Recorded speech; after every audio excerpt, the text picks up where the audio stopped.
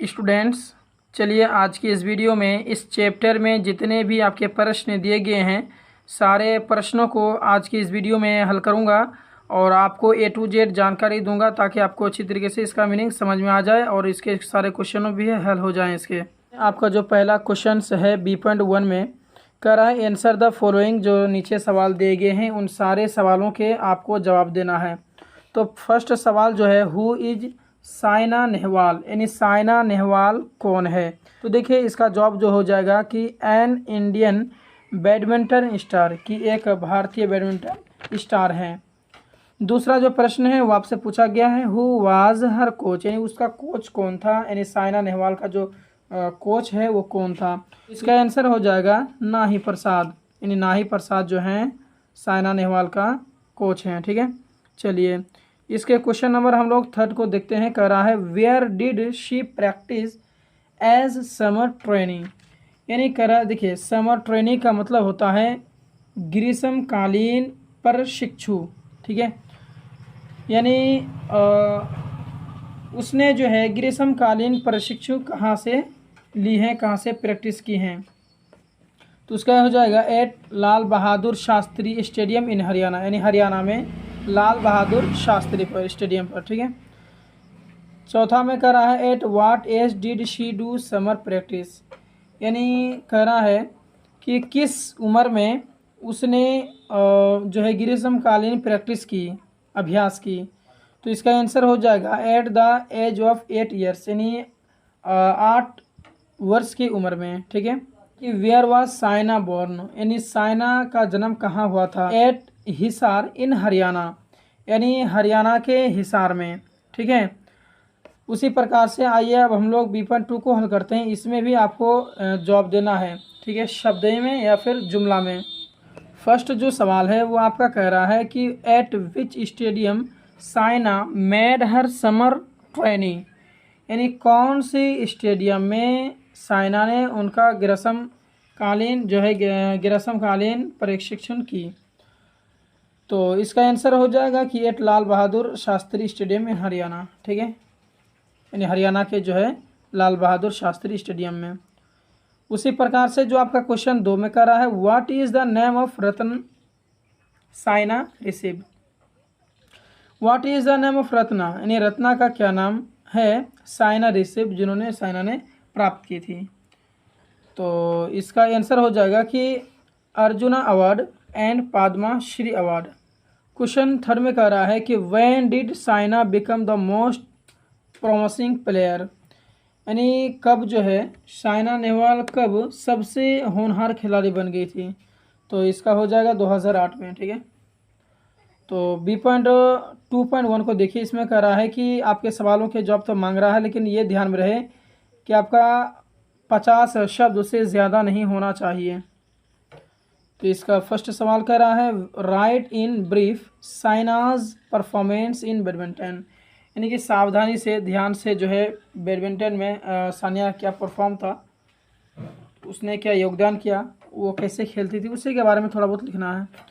तो यहाँ लिख देंगे आपकी Saina Nehwal was the first Indian women, कि साइना नेहवाल जो है पहली भारतीय महिला हैं थी to reach the semifinal of 2010, यानी 2010 के सेमीफाइनल में पहुंचने वाली जो है भारत की पहली महिला थी। All England super series win for star tournament at the Philippines open in 2006, यानी इसमें ये कह रहे हैं कि उसने जो है सभी इंग्लैंड सुपर सीरीज़ को और 4 स्टार टूर्नामेंट को, जिसे जो है कि आपका फिलीपींस ओपन कहा जाता है, 2006 में जीती हैं। And reach the quarter finals, और क्वार्टर फाइनल में जो है कि पहुंची हैं एट द ओलंपिक गेम में। She become runner up at the 2006 BWF, यानी वो जो है रनर भी हो गई। मतलब रनर अप का मतलब होता है विजेता, उप विजेता। ठीक है, रनर अप का मतलब होता है उप विजेता। तो वह जो है 2006 में BWF यानी वर्ल्ड जूनियर चैम्पियनशिप में जो है उप विजेता भी हो गई। इसका जवाब आप ये लिख देंगे। क्वेश्चन 2 में है कि right about 2 famous badminton player in before Sania, यानी कि साइना से पहले जो है दो ख़ास बैडमिंटन जो थे उसका नाम लिखना है कि साइना से पहले जो है कौन कौन से जो बेहतर खिलाड़ी थे उस दोनों का नाम लिखना है। तो 2 famous badminton players before Saina were Prakash Padukone, यानी साइना से पहले जो है जो खिलाड़ी थे बैडमिंटन में 2 का नाम है, उनमें से एक का नाम है कि आपका प्रकाश पादुकोण दिया हुआ है एंड सईद मोदी, और एक का नाम दिया आपका सईद मोदी। ठीक है, 2 जन थे जो कि बहुत ही फेमस था उस समय में। प्रकाश पादुकोण बिलोंग टू कर्नाटका, और जो प्रकाश पादुकोण था वो कर्नाटका से बिलोंग करता था, कर्नाटका के रहने वाले थे। And was ranked world number 1 इन 1918, 1980 में जो है वो वर्ल्ड नंबर 1 के थे खिलाड़ी। He is called the father of badminton, और उन्हें बैडमिंटन के पिता भी कहा जाता है, बहुत ही महान खिलाड़ी थे वो। He was awarded the Arjuna award and the Padma Shri, उन्हें जो है अर्जुन अवार्ड भी दिया गया था, पद्मश्री अवार्ड भी दिया गया था। और Syed Modi belong to UP, और सईद मोदी जो है वो हमारे यूपी से बिलोंग कर रहे थे। And was at time national badminton champion, और वो 8 मरतबा जो है राष्ट्रीय बैडमिंटन चैम्पियन भी रह चुका है। ठीक है, ही गॉट गोल्ड, वो सोना प्राप्त की, गोल्ड प्राप्त की एट द 1982 कॉमनवेल्थ गेम्स, यानी कॉमनवेल्थ गेम में जो है 1982 में वो जो है वर्ल्ड गोल्ड प्राप्त की थी उसने। ठीक है, चलिए अब हम इसमें देखते हैं सी में है क्या मैचिंग। इसमें कह रहा है कि मैं जो कॉलम ए को कॉलम बी के साथ मिलाओ उनके मीनिंग के साथ में, यानी कॉलम ए का जो माना है वो अगर कॉलम बी में दिया गया है तो कॉलम ए को कॉलम बी के साथ में आपको मिलान करानी है। तो देखिए एडमायर का जो माना होता है उसका होता है प्रशंसा करना, तो एडमायर को हम मिला देंगे प्राइस से। ठीक है, और एडवाइस, क्योंकि प्राइस का जो माना है वो एडमायर का भी माना है। एडवाइस का मतलब क्या होता है, सलाह मशवरा, तो एडवाइस जो है काउंसिल का साथ मिला देंगे, क्योंकि काउंसिल का मतलब भी वही होता है, सलाह मशवरा। ठीक है, टूर्नामेंट का मतलब होता है प्रतियोगिता, और उस प्रकार से आपका कंपटीशन का भी वही माना होता है, प्रतियोगिता। और जो शटल कुक है उसको हम मिला देंगे फेदर्ड शेप, और उसके बाद में प्रोमिनेंट को हम मिला देंगे इम्पोर्टेंट, जिसका मतलब होता है महत्वपूर्ण। ठीक है, चलिए जी, अब आइए अब हम अगला देखते हैं ग्रामर को। देखिए ग्रामर को आपको बेहतर तरीके से समझना है और आपको ध्येय बनाकर रखना है। चैनल में नए तो चैनल को सब्सक्राइब कर लेना और एक एक पॉइंट को पकड़ते हुए जाइएगा। कह रहा है change the following into interrogative sentence on is done for you. देखिए इसमें ये कह रहा है कि नीचे जितने भी आपके सवाल दिए गए हैं इन सारे सवाल को इंट्रोगेटिव सेंटेंस में बदलना है। तो ध्यान देंगे इस बात पर कि इंट्रोगेटिव सेंटेंस किसे कहते हैं। तो इंट्रोगेटिव सेंटेंस इसे कहते हैं जिसमें सवाल पूछा जाए। जैसे कि मैं पूछ रहा हूँ कि क्या आप पढ़ रहे हैं, तो ये सवाल हो गया, तो इसे कहेंगे इंट्रोगेटिव सेंटेंस। मैं कहूँगा क्या आप अच्छी तरीके से पढ़ाई कर रहे हैं, तो ये भी एक मैं सवाल किया, तो ये भी इंट्रोगेटिव सेंटेंस हो गया। ठीक है, तो ये जितने भी सवाल दिए गए इनको इंट्रोगेटिव में चेंज करना है। तो देखिए एक उदाहरण दिया गया, जैसे Mohan went to market with his mother, यानी मोहन जो है अपनी माँ के साथ में बाजार गई। तो ये जो सेंटेंस है वो सब्जेक्ट और वर्ब टू और ऑब्जेक्ट से मिलके बना हुआ। जैसे मोहन क्या है, सब्जेक्ट है, वेंट क्या है, वर्ब टू है, और बाकी ये क्या है, ऑब्जेक्ट है। तो जो सेंटेंस जो है सब्जेक्ट और वर्ब टू और ऑब्जेक्ट रहे जिस सेंटेंस में, तो उसको अगर हम इंट्रोगेटिव में बदलेंगे तो सबसे पहले डिड लग जाएगा, उसके बाद में सब्जेक्ट, उसके बाद में वर्ब वन आ जाएगा और ऑब्जेक्ट आ जाएगा। तो यहाँ देखिए ये एक पास subject plus verb to object से मिलकर बना हुआ है। तो इसको जो हम लोग इंट्रोगेटिव बनाएंगे तो सबसे पहले हम क्या लिखेंगे, डीड। यहाँ देखिए डीड लिखेंगे, उसके बाद सब्जेक्ट लिखेंगे, तो सब्जेक्ट कौन है, मोहन। उसके बाद में वर्ब वन यानी वेंट का हो जाएगा गो, यानी गो, वेंट, गोन, गोइंग, गोज, 5 वर्ड ये होता फॉर्म होते हैं ना। तो जो वर्ब वन है वो लगा देंगे और उसके बाद बाकी जो ऑब्जेक्ट था वो इसमें लगा देंगे। ठीक है, समझ में आया। ये तो एक उदाहरण था। आइए मैं आपको बेहतर तरीके से एक एक करके समझाऊंगा ना, तो आपको बिल्कुल बेहतर तरीके से समझ में आ जाएगा। ठीक है, यहाँ देखिए 1 नंबर में कह रहा है Saina is a girl of 19 years, कि साइना जो है वो 19 साल की लड़की है। तो इसमें हम क्या करेंगे, इसमें जो वर्ब है ना, प्रश्नवाचक शब्द बनाने के लिए, इंट्रोगेटिव शब्द बनाने के लिए हमें वर्ब को आगे लाना होगा इसमें। ठीक है, तो वर्ब इसमें कौन है, इज़ है ना। इज़ क्या है, वर्ब है आपका, तो इस हम शुरू में ला देंगे, उसके बाद में आपका सब्जेक्ट आ जाएगा और बाकी सब ऑब्जेक्ट हम डाल देंगे। यानी इज़ साइना ये गर्ल ऑफ 19 ईयर्स, क्या साइना 19 साल की लड़की है?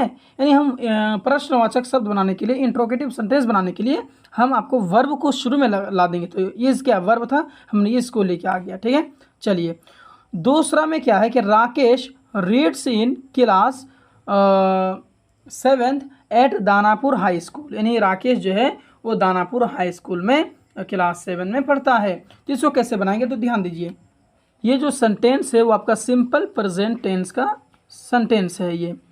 यानी अगर सिंपल प्रेजेंट टेंस में subject plus verb one plus object हो, उसको जो हम लोग इंट्रोगेटिव में चेंज करेंगे तो उसमें डू या फिर डज आपको लगाना पड़ेगा। उसके बाद में सब्जेक्ट आएगा, फिर वर्ब वन आएगा और ऑब्जेक्ट आ जाएगा। तो यहाँ देखिए Rakesh reads in class 7 at Danapur high school. तो यहाँ देखिए, तो जहाँ पर यस लगा रहता है ना रीड्स, तो वहाँ पर क्या करेंगे हम डज लगा देंगे। यानी डज राकेश, यानी डू या डज आएगा ना, तो यहाँ पर आ जाएगा जिसमें यस लगा रहता है ना, तो डज आ जाता है। तो डज राकेश, और उसके बाद में आपका सब्जेक्ट आ जाएगा। तो राकेश हमने दे दिया, उसके बाद में वर्ब वन आएगा। तो वर्ब वन क्या है, रीड है। यहाँ पर क्या था, रीड्स था, तो रीड्स का वर्ब वन क्या आ जाएगा, रीड। उसके बाद में आपका ऑब्जेक्ट डाल देंगे। तो यानी does Rakesh reads in class 7 at Danapur high school. इस प्रकार से ये इंट्रोगेटिव सेंटेंस बन गया। क्या राकेश दानापुर हाई स्कूल में 7th क्लास में पढ़ता है। तो इस प्रकार से इसका हम लोग इंट्रोगेटिव सेंटेंस का बना देंगे। ठीक है, तो अब आइए, जिस प्रकार से अभी 2 नंबर में समझाया हो ना, सेम आपका तीसरा भी है। ठीक है, अगर आप 2 नंबर के प्रश्न को आप समझ गए हैं तो तीसरा भी समझ में आ जाएगा। वैसे मैं अभी बता रहा हूँ, जैसे कह रहा every day he walks 3 kilometre in the morning. यानी जो है प्रत्येक दिन वह सुबह में 3 किलोमीटर चलता है। तो यहाँ देखिए, यहाँ पर यस लगा हुआ, ये भी जो है ना आपका सिंपल प्रेजेंट टेंस का जो है कि फॉर्म है ये। तो इसमें भी आपको क्या करना पड़ेगा, डज को शुरू में लाना पड़ेगा। जैसे यहाँ पर किया था ना डज, उसी प्रकार डज, क्योंकि यहाँ पर यस लगा हुआ है तो डज शुरू में आ जाएगा। उसके बाद में आपका सब्जेक्ट आ जाएगा। तो सब्जेक्ट क्या है यहाँ पर, ही है, तो ही यहाँ लगा देंगे। उसके बाद में वर्ब वन आएगा, तो वॉक्स था ये, इसका वॉक्स का वर्ब वन क्या आएगा, वॉक। उसके बाद ऑब्जेक्ट जैसा था वैसे दे देंगे, every day 3 kilometre in the morning. इस प्रकार से भी बन जाएगा। ठीक है, उसके बाद चौथा में ध्यान देंगे। चौथा में क्या हो जाएगा, चौथा में कह रहा है कि he likes to play cricket. यानी वो क्रिकेट खेलना पसंद करता है। तो लाइक्स यहाँ पर भी यस है ना, तो यहाँ पर डज लगा देंगे। ये भी सिंपल प्रेजेंट टेंस का फॉर्म है। तो डज, उसके बाद में सब्जेक्ट, उसके बाद में आपका वर्ब वन, लाइक्स था ना, लाइक्स का वर्ब वन आ जाएगा लाइक, टू प्ले क्रिकेट जैसा था वैसे दे देंगे हम लोग। उस प्रकार से जो है कि हिज ब्रदर एडमायर हिम। तो इसमें भी क्या करेंगे हम, जैसे एडमायर्स है ना, तो एडमायर्स मतलब है, तो इसमें भी डज लगा देंगे हम एडमायर्स। उसके बाद में सब्जेक्ट आ जाएगा, हिज यहाँ पर क्या है, सब्जेक्ट है। उसके बाद में ब्रदर, हिज ब्रदर सब्जेक्ट है, और फिर जो है कि आपका हिम आ जाएगा, एडमायर हिम। ठीक है, यानी सब्जेक्ट प्लस वर्ब वन, उसके बाद में फिर ऑब्जेक्ट आ जाएगा। तो ये तो आगे आपका बन गया, आपका जो इंट्रोगेटिव बनाने के लिए कहा था वो बना दिया हमने। चलिए अब इसके जो है कि अगला ये फ़ोन को देखते हैं। ये फ़ोन में कह रहा है कि translate the following into English.